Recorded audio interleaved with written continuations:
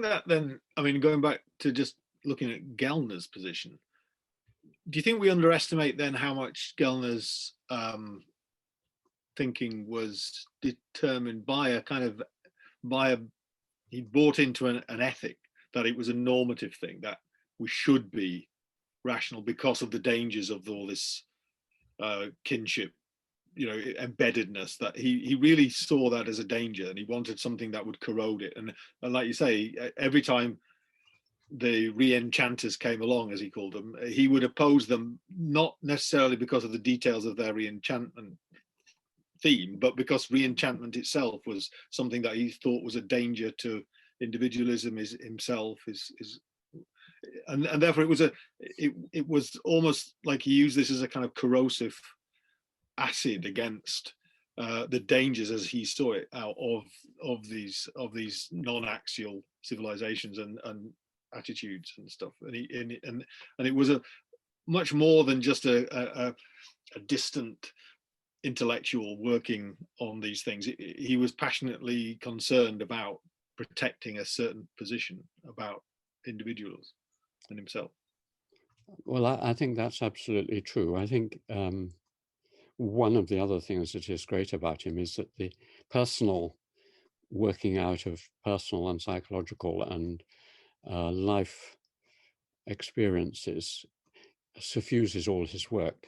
He's not a disengaged intellectual. He's really trying to work those things out.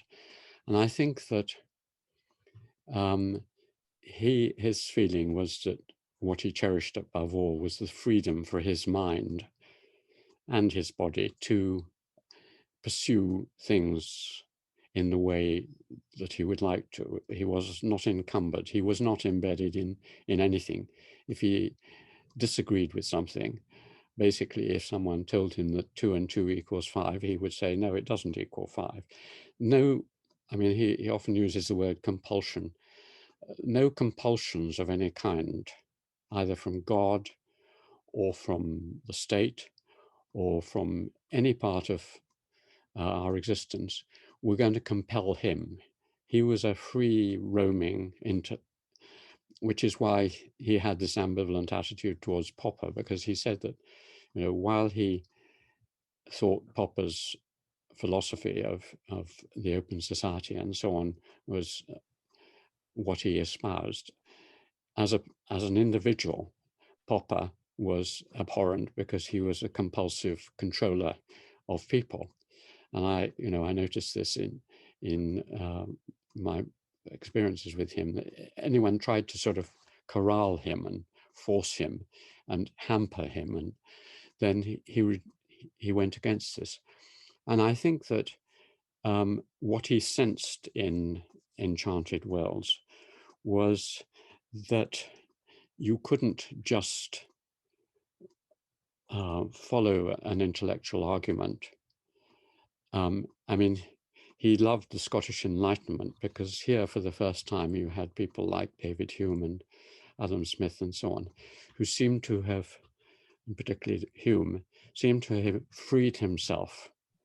He was surrounded by clanship, the Scottish clan system to the north, and so on. So there was a danger of the embedding within one of the things that Ernest feared, which was the pressures of the family, which he'd seen in North Africa and the Middle East. He was surrounded by Calvinism, and they were still squabbling as he died as to whether he believed in God or not. But he was a free thinker. He and Adam Smith and the other Scottish Enlightenment thinkers had somehow put themselves outside the constraints of the social and intellectual world into which they were born. And Ernest really cherished that.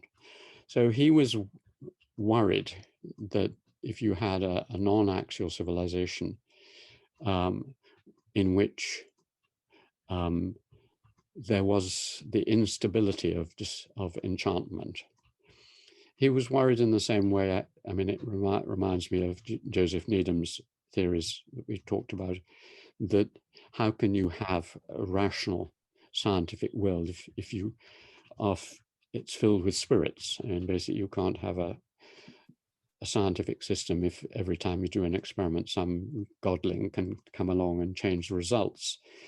And that was also Einstein's worry about quantum theory. If you can't predict the results because it's both and, you don't know which way these atoms are going to go, how can you have science? And Ernest felt the same thing about how can you have rationality and if everything is in this flux, if everything is, or if you take the case of Buddhism, Ernest wouldn't have been very keen on Buddhism really, because everything is illusion. I mean, if there are no hard and fast things, Buddhism is as bad as postmodernism. I mean, basically, there is nothing out there except what you construct in your mind, which is what Buddhism says and what postmodernism says. I remember a graphic example when he was fighting with postmodernism. He said, well, Alan, I have an answer to these people. He said, I tell them if it's all constructionist and constructed in my mind, you go through that door and I'll shut the door first and see if they can go through it. There is a physical reality and there's a real world there, and we don't make it all up. So I think he felt disturbed. And, you know, coming from Czechoslovakia, from a Jewish background, from an early experience of the Second World War, from all that, you can see why he should feel disturbed. Because I found this myself in another way going to Nepal. When I was doing my first field work in Nepal, I came with all this Judaic, European, Greek, Christian philosophy. And I found it quite disturbing to encounter a world where people could be in the same day a Hindu, a Buddhist, an ancestor worshipper, and a shaman. I said, you know, get your categories sorted out. I mean, these are, and I know that Ernest found that. He went to Nepal, he went to the area where I work in, and he found it confusing and difficult to understand. So he didn't like pressures, he didn't like confusion, and he didn't like both ands. And I didn't either. And it's only through, you know, being to Nepal 20 times, going to Japan again and again, having lots of friends, and then coming to this idea that we can be many different things, that again, this distinction between reality, things are true and false, real and unreal, all those binaries are wrong. Basically, things can be both real and unreal, or both true and false at the same time. That's to say, there are many things in life which you can't say, you can't apply the truth test or the reality test to. I mean, is the Mona Lisa true? Is Bach true? Is Bach real? Is a game of football reality or fiction? So fiction and facts, most of our activity is mixing. And that's what we do with our imagination. So most of what people do through most of their days is both true to them, but they also know that it's a suspension of disbelief. And I've come to realize this more and more as I work around the world as an anthropologist. I think it was difficult for Ernest to feel that.